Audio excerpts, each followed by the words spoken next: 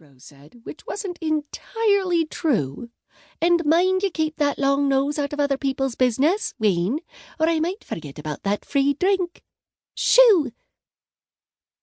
It wasn't the first time she'd had to remind the old wolf to respect Alpha Team's privacy, and Wayne wasn't the only shifter she'd had to slap on the muzzle that way. More than a few people came to the full moon in the hopes of getting a glimpse of one of the famous firefighters of Alpha Fire Team.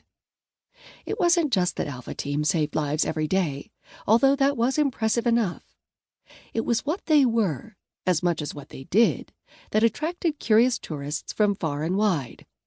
Dragon, Griffin, Pegasus, Sea Dragon, Unicorn. Even among shifters they were rare and powerful. And their leader was the rarest and most powerful of them all. He was also, unfortunately, the most elusive, which was exactly why Rose was closing her pub at the most profitable time of the week. Shooing out the last few stragglers, Rose flipped the sign outside the pub to closed. She waited, tapping her foot, until her innate empathic ability told her that there was no one lingering hopefully outside. Then she opened the door again, spun the sign back to open, and dashed for the bar. She barely made it in time. Even as she slid back into her usual position behind the taps, the door opened softly. For everyone else, even Rose, the old iron hinges always squealed. But somehow he never made a breath of noise when he entered. And there he stood, on the precise stroke of 8 o'clock, as always. Straight-backed, contained and controlled, formal in his day uniform of charcoal trousers and pale gray shirt. The warm light from the pub's scattered lamps caught the gold thread in the East Sussex Fire and Rescue badge embroidered on his sleeve. Fire Commander Ash, the Phoenix Eternal, the most powerful shifter in Europe.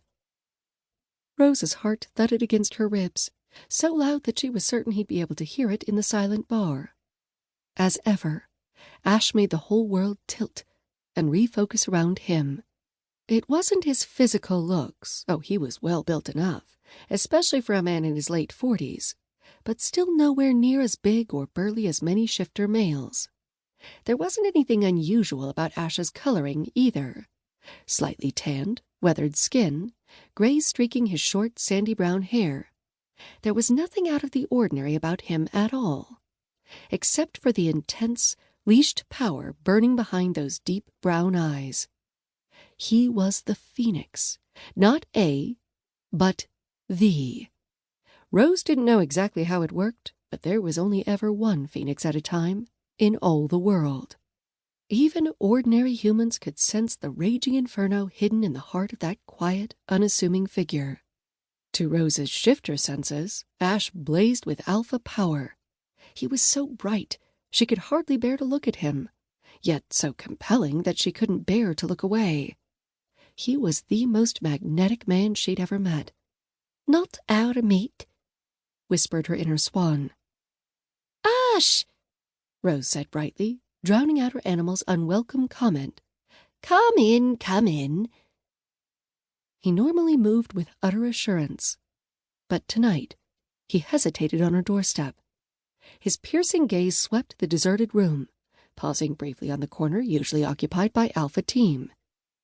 For some reason, Ash was the one person Rose's empathic sense didn't work on, but she didn't need psychic powers to be able to tell that Ash was baffled by his team's absence. Possibly no one else would have been able to read that from his still, remote face, but Rose had known him for a long time. "I don't know where everyone is," Rose said, too quickly.